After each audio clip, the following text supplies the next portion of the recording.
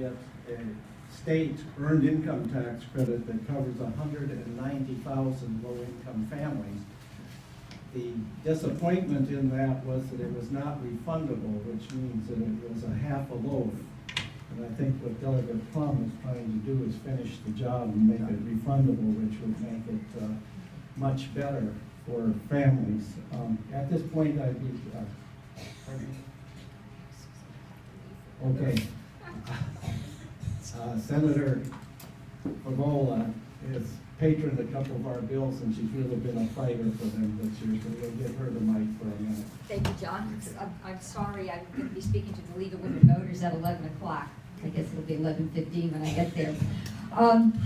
But there's a couple things I just wanted to talk to you about, and I just want to thank you for being such effective advocates. I consider you in many ways to be the conscience of the Commonwealth, because you always take on the issues that matter so much. And what I did champion this year, and I hope we can get it through its last little hurdle, indexing TANF.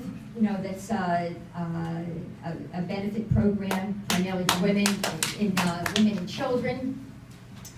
And we got an index of 2.5%. So that means the next payment starting January in 2015 would go up 2.5%. I tied it to the cost of living, the CPI, at the department, the Federal Department of Labor came out with. The Senate didn't buy that language, but they decided to do this one-time bump up. We haven't had an increase in TANF benefits since 2001. So it is in the Senate budget. It's not in the House budget, but I believe it's going to pass because we found some unexpended TANF dollars in the state budget that had not been used from previous years. And it was a fair amount of money, you know, like 20 million. So they're not going to let us use it all, but we will be able to, the state has to appropriate those federal dollars, but I think we'll be able to get this through. And anyways, it was just a lot of hard work, but very rewarding working on that issue. And because we were able to find this unexpended federal money, I was also able to fund a grant to the community action programs, which they had been suffering. So those things were helpful. And lastly, I know the topic of mental health has come up. You know, Medicaid expansion would ensure 77,000 Virginians who are in need of mental health services, and they'd be able to get care when they need it, when they first show the signs of depression or other kinds of mental health behavior. So we really have to expand Medicaid.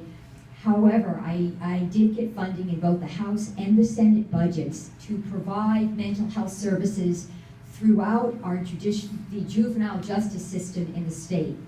It is hard to believe that our young people who were going through the juvenile justice system were not getting a full mental health evaluation.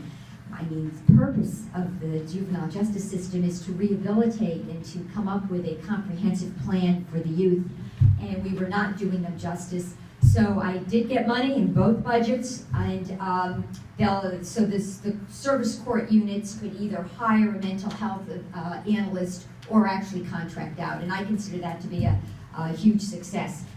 I can stay for questions, and then I'm going to have to scoot out. I am so sorry I wasn't here to hear your guest speaker, because you always have somebody really motivational and informative. Thank you, John.